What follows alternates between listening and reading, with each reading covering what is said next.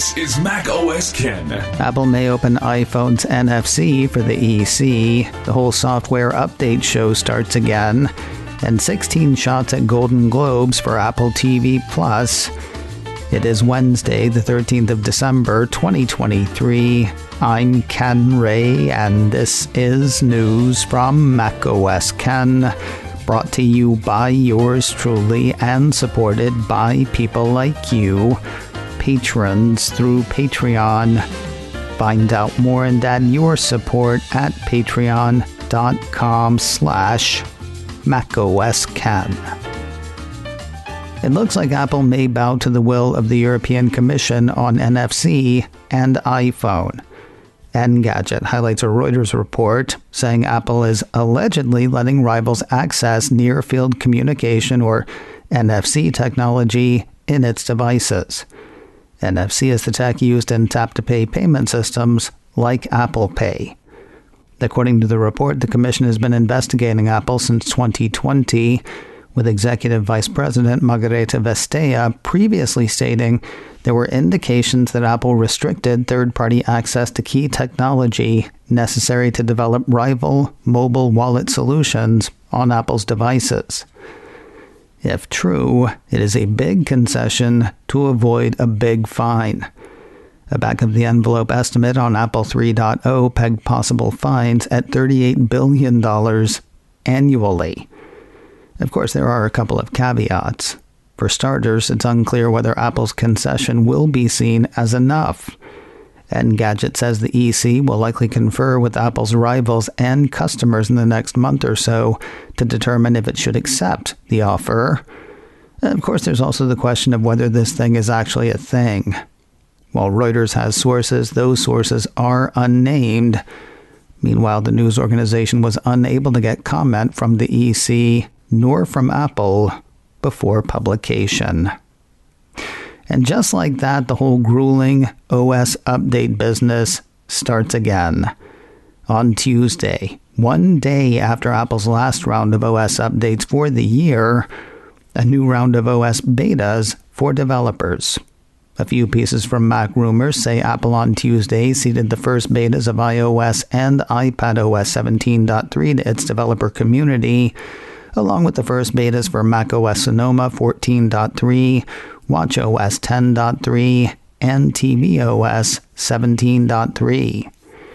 For an "I'll believe it when I hear it" feature, one report from Mac Rumors says collaborative playlists for Apple Music are back in the mix, remix. Yet another piece from the site has the iOS update adding a new stolen device protection feature. Remember the stories earlier this year of bad guys watching for people punching in passcodes on their iPhones, then yoinking the phone, punching in the passcode, and changing all kinds of information? Yeah, these changes add a layer of security that won't stop people from stealing iPhones, but should stop them from being able to wreak havoc once they have. Also out to developers, the 7th beta of visionOS. So says yet another piece from Mac Rumors. That's the thing that'll power the thing that Apple's releasing in early 2024 that most of us can't afford and probably wouldn't be able to get our hands on even if we could. But it is going to be awesome, and I am not kidding when I say that. Speaking of updates, Beeper Mini came back on Monday. I told you Monday of the latest attempt by a third party to bring blue text bubbles for Android users to chats in messages. I also told you of Apple figuring out how the service did it and shutting the expletive down.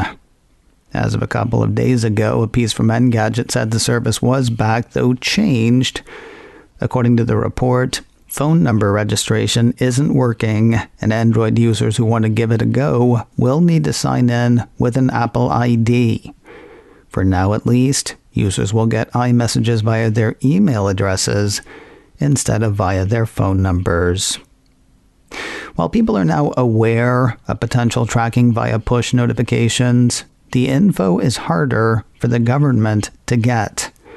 I told you last week of a letter from Senator Ron Wyden, Democrat of Oregon, to the U.S. Department of Justice That letter urged the DOJ to let Apple and Google inform their customers and the general public about demands for smartphone app notification records. Basically, there was a way to use tokens tied to push notifications to figure out where someone was and when, if push notifications were active, all without the general public knowing. Wyden's letter to the DOJ was enough for Apple and Google to say something like, "Finally, we can tell people about this." In a statement published by TechCrunch last week, Apple said the federal government had prohibited the company from sharing any information, but now that everybody knew about it, they were updating their transparency reporting to detail these kinds of requests. And they did, and now they've gone a step further. According to a piece from Apple Insider, Apple updated its legal process guidelines. Bottom line, requirements for getting info on Apple Push Notification Service, or APN's tokens, have gotten more stringent.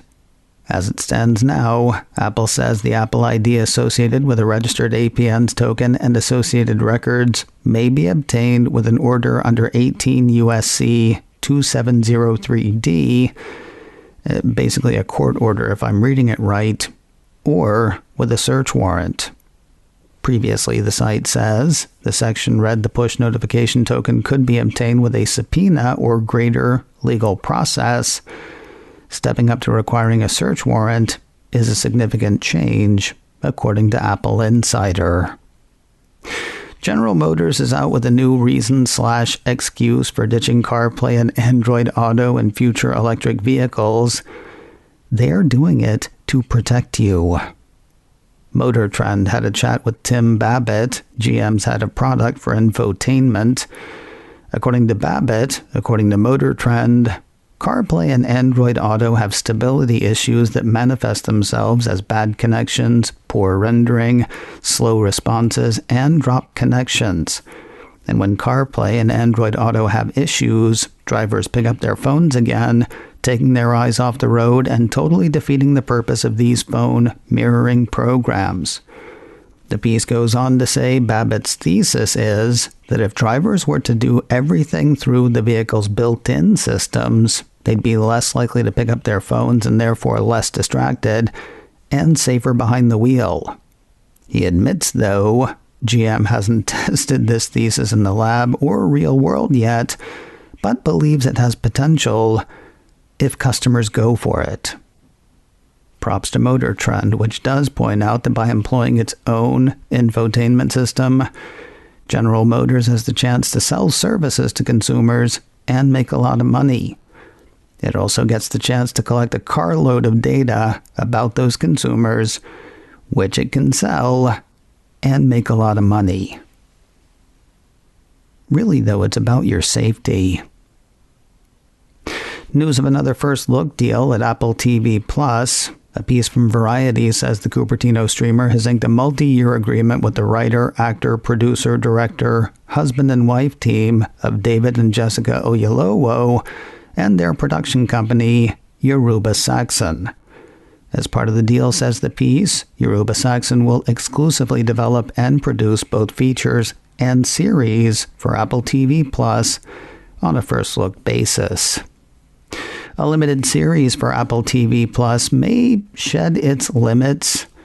Seth Rogen tells The Hollywood Reporter that his series Platonic may have more stories to tell. 9to5Mac highlights the interview. In it, Rogen makes it sound as if he sort of hedged on the series. I get really nervous about how it's going to be received, says Rogen. I'm not a count your eggs before they hatch guy. He goes on to say, I really just wanted to see if we were happy with it when it came out, and if everyone else was happy with it. I was kind of nervous about how high my standards were for what we were doing, and I wanted to make sure that we could actually do it. And then once I saw that we could, I was like, okay, we should keep doing it. The question now, does Apple agree? While Rogen sounds like he's all in, The Hollywood Reporter points out that a Season 2 renewal has not been confirmed by Apple. Apple TV Plus has offered another of its teeny tiny first look press releases. This one for the upcoming series, Palm Royale. The press release says the series is loosely based on the Juliet McDaniel novel, Mr. and Mrs. American Pie. Describing the series, the streamer says Palm Royale is a true underdog story that follows Maxine Simmons, played by Kristen Wiig, as she endeavors to break into Palm Beach high society. As Maxine attempts to cross the impermeable line between the haves and the have-nots, Palm Royale asks the same question that still baffles us today: how much of yourself are you willing to sacrifice to get what someone else has? Set during the powder keg year of 1969, Palm Royale is a testament to every outsider fighting for their chance to truly belong. Everybody is in this series. Seriously, check your calendar. You may have been on set at some point. The cast includes the aforementioned Wiig, Laura Dern, Allison Janney, Ricky Martin, Josh Lucas, Leslie Bibb, Ember Sharday Robinson, You Maybe, Mindy Cohn, Julia Duffy, Kaya Gerber, Bruce Dern, Carol Burnett, and who knows, maybe you. Plenty of time to tell your friends. The first 3 episodes of Palm Royale hit Apple TV Plus on Wednesday, the 20th of March. Successive episodes will hit on successive Wednesdays through the 8th of May. And finally today, while I often joke that award season never ends, this is the time of year that it really heats up. Apple issued a press release earlier this week announcing its 16 nominations for the 81st Annual Golden Globe Awards. Honoring both film and television, one film nabbed nearly half of Apple's nominations, and you'll never guess which one. Of course you will. It was Killers of the Flower Moon. The Martin Scorsese epic grabbed 7 nominations, including Best Original Score, Best Screenplay, acting nominations for Robert De Niro, Leonardo DiCaprio, and Lily Gladstone, Best Director for Scorsese, and Best Picture. Somewhat surprisingly, the Ridley Scott drama Napoleon picked up no Golden Globe nominations. Flipping to the TV side, Ted Lasso took 3 nominations, including actor noms for Jason Sudeikis and Hannah Waddingham. The series was also nominated for Best Television Series, Musical, or Comedy. 2 nominations for The Morning Show, 1 for actor Billy Crudup and 1 for Best Television Series Drama. 2 nominations for Lessons in Chemistry, an acting nomination for series lead Brie Larson, and 1 for the show, Best Limited Series, Anthology Series, or a Motion Picture made for television. Aren't they all made for television at this point? Shrinking star Jason Segel was nominated for Best Actor in a Television Series, Musical, or Comedy, and Gary Oldman was nominated for Best Actor in a Television Series Drama for his work in Slow Horses. Though they've had troubles in recent years, the Golden Globes are still kind of a big deal, seen by many as precursors to a given year's Oscar nominations. Winners of the 81st Annual Golden Globes will be announced on Sunday, the 7th of January. macOS Ken, brought to you by me and supported by people like you, patrons through Patreon. Find out more and add your support at patreon.com/macOSKen. Advertising handled by Backbeat Media. Online at backbeatmedia.com. You can reach me a couple of ways. Info at macosken.com or call 716-780-4080. Until next time, that is news from macOS Ken. I'm Ken Ray.